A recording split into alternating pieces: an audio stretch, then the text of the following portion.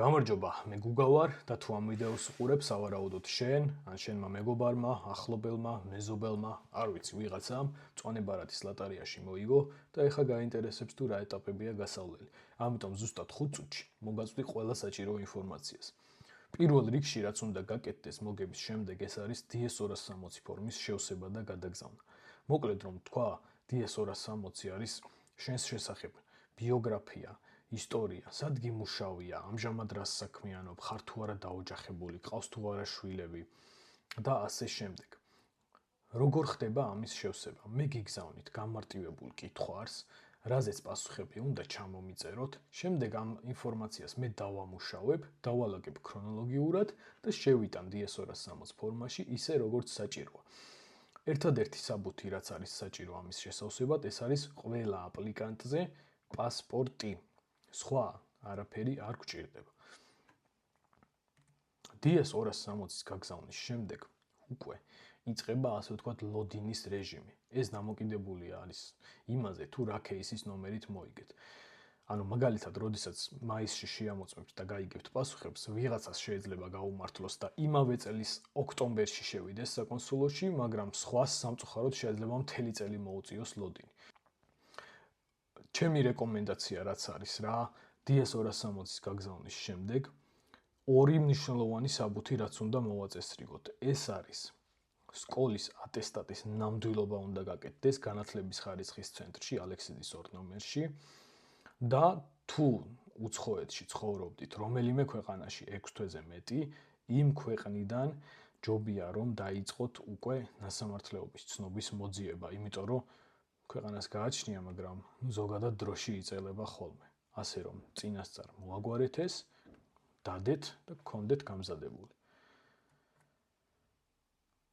როცა უკვე ვიზა ბიულეტენში მოხვდებით და საკონსულო გამოგიძახებთ, განახლდება თქვენი მოგების გვერდი და დაეწერება ზუსტი თარიღი, თუ როდის ჩაგენიშნათ გასაუბრება. ამ დროს უკვე დავიწყებთ სხვა ყველა დანარჩენი საბუთის შეგროვებას, თარგმნას და დამოწმებას ნოტარიულად. შემდეგ, ანუ პარალელურად აუცილებლად უნდა დარეკოთ სამედიცინო დაწესებულება ციტოში, ეს არის ერთადერთი კლინიკა, რომლის სამედიცინო შემოწმებასაც აღიარებს ამერიკის საკონსულო, ხარჯებისთვის რო გაითვალისწინოთ ერთ ადამიანზე გადასახდელი საფასური შეადგენს დაახლოებით $250-დან $300-მდე. ასევე კიდევ ერთი მნიშვნელოვანი ცნობა, რაც იქნება საჭირო. ცნობა ანგარიშზე არსებული ნაშთის შესახებ. თუ მარტო შედის ადამიანი $10,000 და პლუსი უნდა იყოს, ოჯახზე $20,000-დან ზემოთ. ერთი ასე ვთქვათ მნიშვნელოვანი დეტალი, რასაც ხშირად არ აქცევენ ხოლმე ყურადღებას, მაგრამ მნიშვნელოვანია, რომ თქვენი პასპორტის მონაცემები დავარეგისტრიროთ US Travel Docs-ის საიტზე.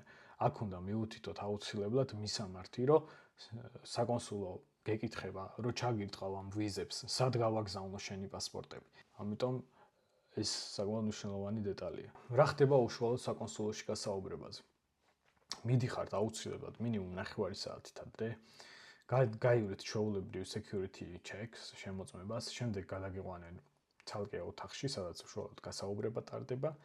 იქ მოსაკრებელი არის საკონსულოს მოსაკრებელი არის $330 კაცზე, ეს უნდა გადაიხადოთ აუცილებლად ქეშად და ზუსტი კუპიურებით. შემდეგ დაგიძახებენ შემდეგ ფანჯარასთან, სადაც საკონსულოს თანამშრომელი სათითაოდ გიკარნახებთ თუ რა საბუთი უნდა მიაწოდოთ. უკვე დაელოდებით უშუალოდ კონსულის გამოძახებას და გასაუბრების შემდეგ პასუხს შეგატყობინებენ მაშინვე. ვიზაზე დადებითი პასუხის შემდეგ უკვე ელოდებით თუ როდის გამოგზავნის საკონსულო ვიზი ამ პასპორტებს. ამ შემთხვევაში თბილისში FedEx-ის პოსტის ფილიალი მდებარეობს აღმაშენებაზე, თუმცა რაიონების მითითებაც შესაძლებელია. როგორც წესი გასაუბრებას ნიშნავენ ხოლმე სამშაბათობით, მწვანე ბარათის ლოტარიის გამარჯვებულებს იბარებენ სამშაბათს და სავარაუდო ვადას ეუბნებიან ხოლმე 1 კვირიდან 2 კვირამდე, მაგრამ რეალურად იმავე კვირის ხუთშაბათიან პარასკევს მზად არის ხოლმე პასპორტები. კიდევ ერთი რეკომენდაცია იქნება, რომ ამერიკაში გამგზავრებამდე გადაიხადოთ მწვანე ბარათის დამზადების საფასური, რაც შეადგენს $235. შემდეგ უკვე რა თქმა უნდა ყველაფერი თქვენზეა, ბილეთების დაჯავშნა, საცხოვრებლის მოძიება და ასე შემდეგ. მოკლედ, დღეისათვის სულ ეს იყო. შევეცადე მაქსიმალურად მოკლე დროში მომეწოდებინა ძირეული ინფორმაცია თქვენთვის. თუ მოგეწონათ ეს ვიდეო, დამილაიქეთ, გამოიწერეთ ჩვენი არხი, დამიწერეთ კომენტარები, რაც კითხვები გაქვთ და მომავალ შეხვედრამდე.